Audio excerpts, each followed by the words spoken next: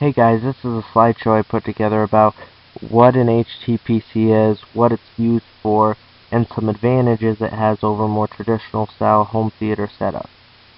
First of all, if you didn't already know, HTPC stands for Home Theater PC, and it's exactly what it sounds like it is. It's a computer that you have hooked up to your home theater. This first slide is gonna show you what it is and some reasons why people like it.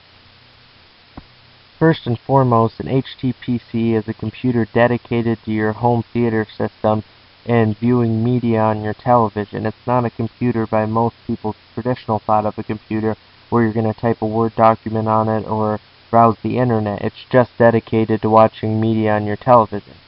One reason why a lot of people really like this is because it reduces a lot of clutter by condensing a lot of different components that you would have in your home theater system just down into the one computer. Another reason why people really like this is because they can view different media that they normally wouldn't have access to, like streaming videos over the internet, streaming radio over the internet, or downloading digital movies and watching them through their HTPC. And last but not least, people really enjoy customizing and building their own HTPC to what they're going to be doing. You can go with a little tiny Mac just for watching television on and viewing HD movies through, or you can build a big, colossal, 6-core monster that you're going to play a bunch of games on and stuff, and anything in between. So it's really up to you in building your HTPC of what you're going to do with it, rather than just going to a store and buying some stuff and throwing it together and calling it a home theater system. This slide is a list of different components that you can replace in your home theater system by owning an HTPC. First of all, I'm sure some of you are using a computer right now that has a Blu-ray drive in it, and most, if not all of you, are using a computer right now that has a DVD drive in it. So the idea of putting one of these drives into an HTPC to watch Blu-rays or DVDs on your television is a pretty simple idea. The next one is a cable box. You can replace your cable box by putting a video capture card in your computer that has a coaxial plug in it, so you can plug the cable that you get from the cable company into the back of your computer, which essentially makes your computer into the cable box that you get from the cable company, and then you can view the media that is coming from the cable company onto your television through the computer.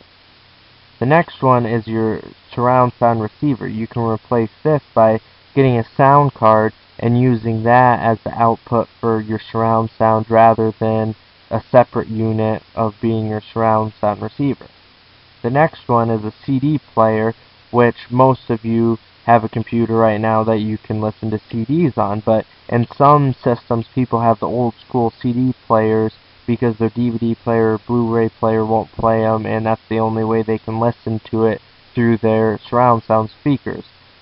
And the last one is some video game consoles you can replace by using emulation, and if you're interested in that, I have another video just dedicated on emulation and where you can get emulators to play video games on your computer. This last slide is some things that I already touched on a little bit, but wanted to go a little more in depth with.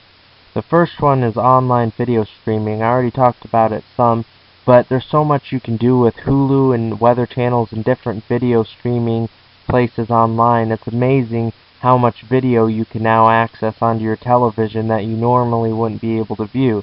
The next one is listening to your entire music collection and viewing your entire movie collection.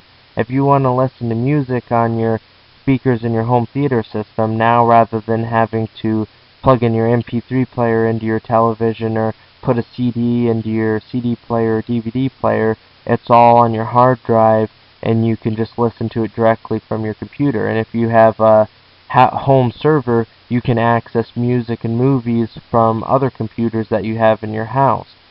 And with the movies too, most movies that are sold nowadays, they come with a digital copy, so you can just put the digital copy onto your HTPC and you can view it directly from your HTPC and not have to mess around with a Blu-ray or a CD, and it just makes it a lot nicer and everything looks a lot nicer not having all the clutter.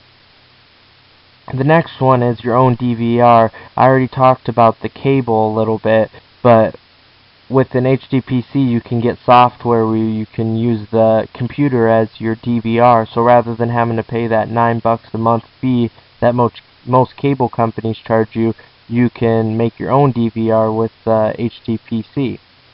And then the last one I already talked about a little bit too. If you have a home server system, you can access media that you have on other computers in the house. So if you think about it, if you have a big computer in your house with big hard drives and you have a lot of stuff saved on it, all you need is a little tiny computer hooked up to your television, and you can stream all the media from your other computer onto the little tiny one to your television. And the very last thing is, there's just so much you can do with your HTPC that I can't talk about it all in one video.